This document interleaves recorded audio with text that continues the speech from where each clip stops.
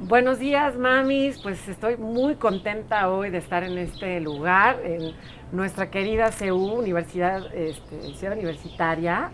Estamos en una entrevista con Michal Berg. Esta mañana me invitaron a un desayuno para poder escuchar todo un programa de espiritualidad para niños que están trayendo a México, que ya está siendo probado en Estados Unidos, pero que acá están varias escuelas comenzando a llevar este programa. Entonces tengo hoy la fortuna de estar con esta hermosa mujer que está llena de sabiduría y conocimiento y que hoy nos va a compartir para todos ustedes. So thank you for having me. And I have 5 kids, and I found that that's probably my best profession. Wow. 5 kids. Yes, my oldest is in college and my youngest is 10. And I'm heading the organization called Spirituality for Kids, Okay. where we create content of social emotional learning for kids, for parents, for teens. So it's a privilege for me to be involved with that work. How do you manage? Because I think all the mommies would think, how she can manage 5 kids, a husband, and traveling around the world and having a school. Because I just listened that you have a school in LA. So how do you manage all these things?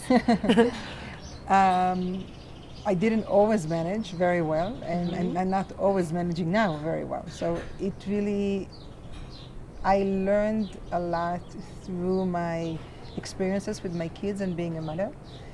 And I realized how the key is my state of mind. The key is how am I able to calm myself down, find the balance, live kind of like focus on what comes right now. I'm not a person who's planning very long term anything. It's really being present whenever I can and whatever I do. So for example, when my kids were much younger, that time I didn't do much. I mean, I did work still, but I didn't travel much, or I didn't go out at night as much. And I remember the moment where I actually made a decision and I said, you know what, it's not going to last forever. My kids are young now. This is part of raising them at that stage of their lives. And I remember the moment where I switched from feeling that I'm, missing out on life and saying, this is my life right now. So how do I get the best out of that? How do I enjoy it? How do I really learn the lessons that in every situation, every time in our life, there's lessons to be learned. There is experiences to experience. It's starting to be an issue when we are not experiencing them at the moment, where we think about where should I be? Maybe I should be there and not here, and what am I missing? So it was really a switch to whatever is happening right now is the most important, and that's where I need to invest. So I think it's about really finding the way to be present with whatever it is right now and find the value of it, in it. So I was very present with my kids when they were young. And it was a choice that I made, and making the choice made me actually be with them in a much more positive way, because there was no resentment, there was no feeling of like missing out, there was no feeling I wish I could have done something else. So I really remember, even in the early ages, being present in the moment with whatever come, and that's what helped me to go through even the challenging and times that young kids bring, and many kids on top of that. I can imagine. But nowadays, a lot of women, we need to work. Sometimes we're parenting alone, or sometimes the situation, economy, and Right. both of us, also the father and the mother, need to work. Right. So how can we choose being at home or being working? So the choosing is not stay-home mom or working mom. The choice is what the amount of hours that I do have with my kids, and it might be 2 hours a day. Okay. In the end of the day, how present I am in those 2 hours. So when I come home and I'm with them, am I really You're with them? totally with them. Right. So it wasn't about, I didn't stay home. I came home probably around 4. So, but from 4 to 8, let's say, the bedtime, right? that's the time where I chose to be 100% present. So it doesn't matter if you're working full time or if you're a stay-at-home mom, because you can still not be there. Even if you're a stay-at-home mom, your mind could be totally somewhere else, or it could be resentment about it and not really enjoyable, not enjoying it. Yeah. So what So you're it's saying, it's not how much, it's the quality of the time that you are when you're with them. Are you looking in their eyes? Are you listening to what they have to say? Are you trying to find out what there is, in between the words that they say, because they don't say much.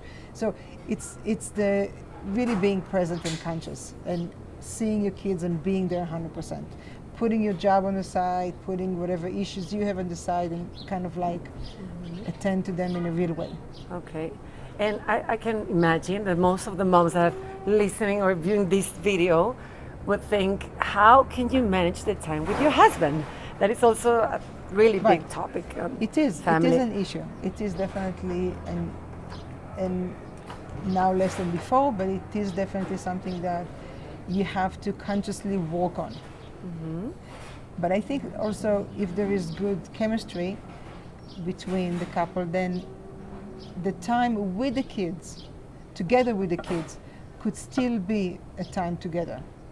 So it's all about the relationship, the dynamic, the love that there is between. So it's, it can be more meaningful when you're busy with the kids and you come and does something to help, right? Or you're noticing something that you need from him. There's nothing better than that. It's better than a whole fancy romantic meal in a restaurant. It's the small moments. So it's the small moments of noticing what the other person is challenged with or what they need, and do that act for them. So I think that we can still, with the busyness and the craziness of the kids, we can build, and it's a lot of work, and I not always did a good job about that. So I'm talking from experience of the good and the bad. Okay. But you can still be present with your partner while you were present with your kids. It's just in a very subtle and nuanced way. See, I don't know if I'm right, but happiness, you can find it in small moments, in Right. being present. Right. That's what I'm talking about. Like, Right. really appreciate all these small moments that you're totally into that experience. Right. With anyone that is in life. Right. 1 kid, 2 kids, 5 Right. kids, and the Doesn't husband, matter. right? It doesn't matter. So now, can you talk about your job and all these programs, the SFK, the spiritual for kids, spirituality for kids that you're working on? Yes, so the purpose of these programs is to really help kids, give kids language, vocabulary, and understanding of themselves and life. So those programs, for example, we use an analogy of a game, that life is like a game. And like in every game, there is the players, there is the opponent you're playing against, there's rules, and there is kind of how to win. And that's how we teach them about themselves. Who are they as a player in the game of life? What do they have inside of them to always go back to and to get power from? Is to remind them how good and powerful they are really inside of them. And the challenges. Because the one thing we can promise our kids is life without challenges. But what we can give them is the wisdom and the tools to overcome challenges. There's no bigger tool or quality that we can leave our kids with than the ability to deal, resiliency, inner strength. And that's what those programs are actually doing. And it's in a very fun and it's really funny, and there's games and art projects and videos, so it's all done in a very fun way.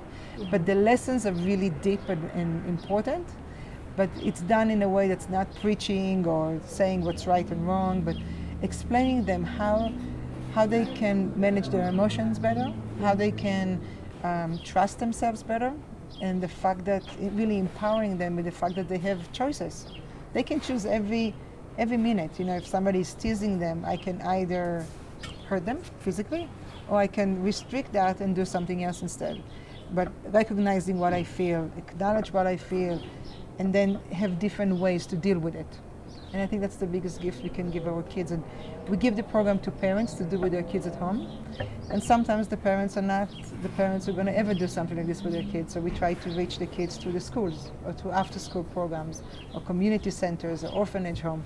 So the program is for the kids and hopefully for an adult that cares for them.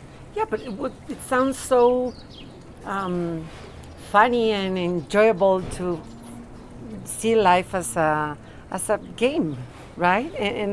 And I have the power, and I can challenge and manage all these challenges in my life. Mm-hmm. So what would be from your vision the challenges that we are facing as moms today?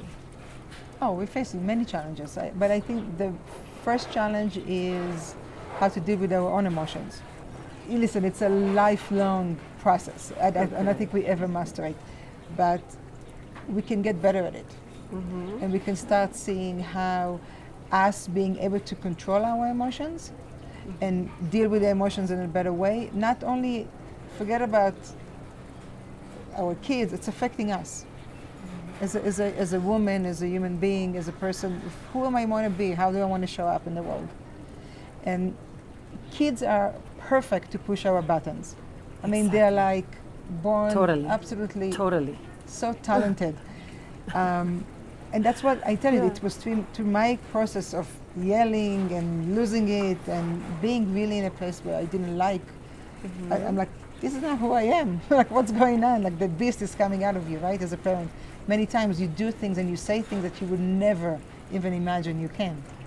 You can touch some feelings that you didn't know that were inside of you. Exactly. So, and then I start realizing suddenly, taking the emphasis from my kids, what they need to do differently and better, right? They didn't pick up their clothes from the floor. Mm-hmm. They're fighting with their brother constantly. They don't do their homework, whatever it is. So instead of focusing all the time on what they need to do or need not to do, is how am I reacting to whatever happens? And my reaction to whatever situation is can change how they behave after, can change the whole dynamic in the home. It's really moving, parenting, we always say parenting is like to learn how to manage your kids, but parenting is about the parents. It's how to manage ourselves better, how to be able to be strong.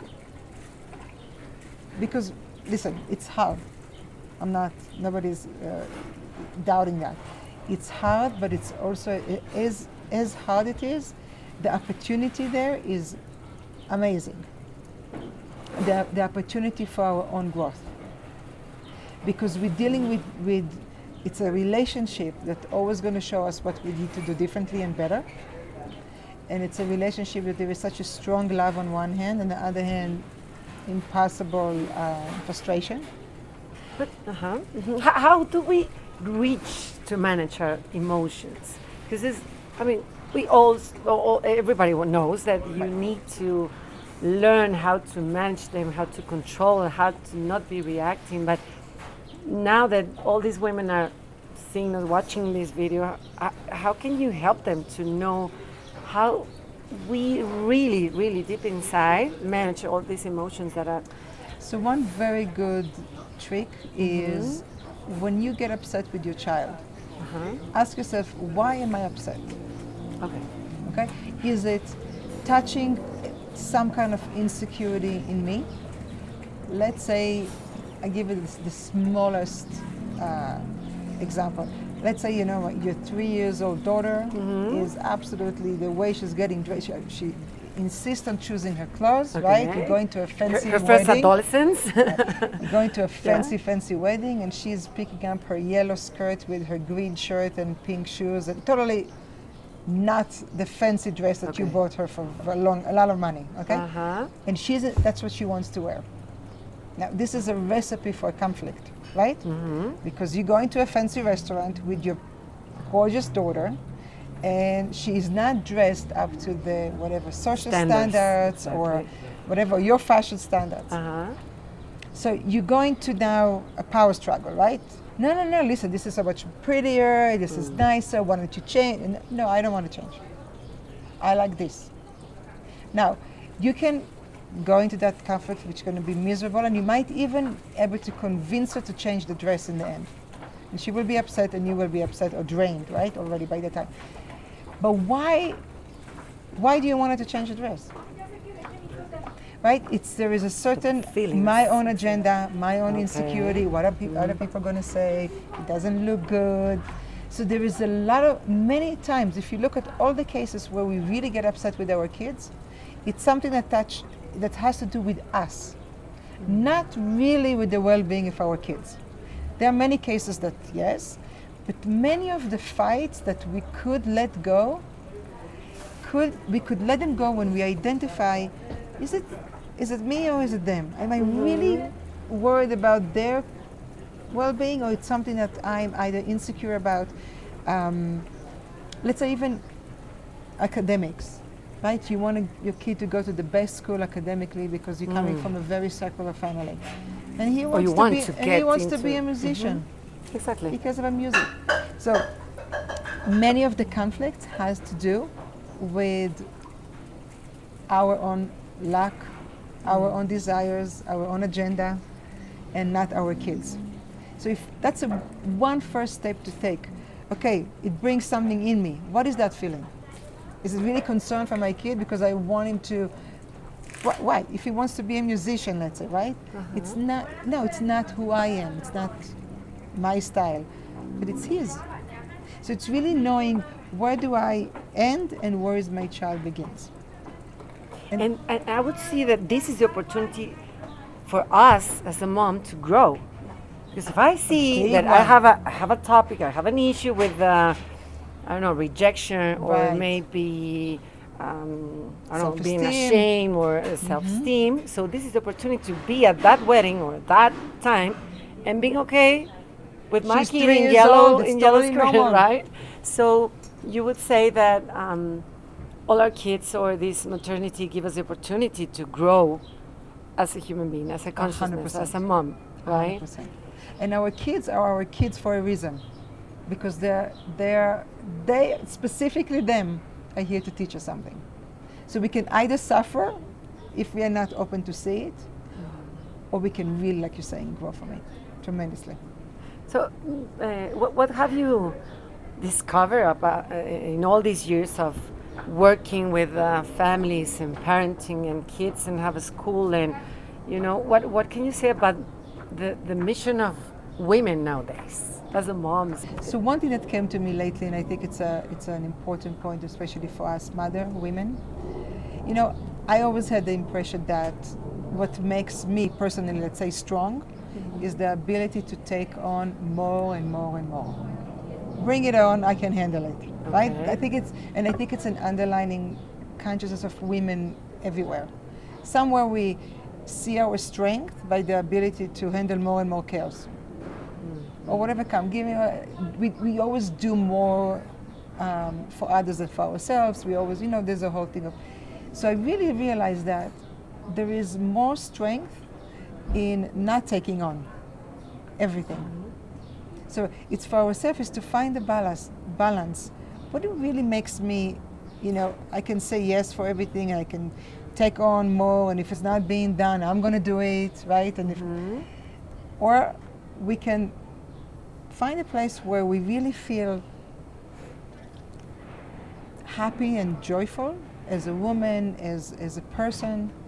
And sometimes it means my house is not going to be perfect. My kids are not going to be all dressed perfectly, or whatever it is, So just to find the peace inside of us, and the really peacefulness, and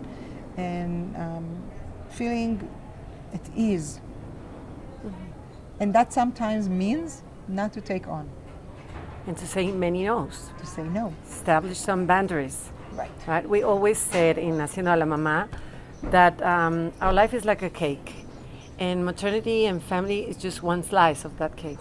And you have many slices in your life. Right. Spirituality, and being a daughter, and being a sister, and being a woman, and being a professionist. So if you take the whole cake as your family, you're going to be so messed up. I mean, you're not going to be joyful, you're not going to be nutritious, and you cannot take care of others if you don't take care, first of all, about you. Thank you so much, Michal, for this interview, for all this wisdom that you're sharing with all these moms and these families. And I think you give us many tools to work on. And thank you for being in Mexico and Thank you. like no losing the faith that we can change the world. Thank you so much. So if you want to say anything for moms or So thank you for having me. It's my honor. Thank you so much. And really, self-compassion is the key. Just take it easy with yourself and learn from your mistakes slowly. It takes time. It takes time to change, and it takes time. But self-love and self-compassion will get us there, and will help our kids to get there, and will help us to have that for our kids. So. Thank you very much. Sure. And if you want to know about the SFK program, exactly. It's all online. It's Where can we find all this information? SFK.org. SFK.org. Yes. Okay. And maybe you have a web page or? I have a web by Facebook, which is Michal Berg. Michal Berg Coaching, I think. Yes. Okay. Yes. Perfect. Thank you so much, Thank and you. enjoy your time in Mexico. Thank you so much. You.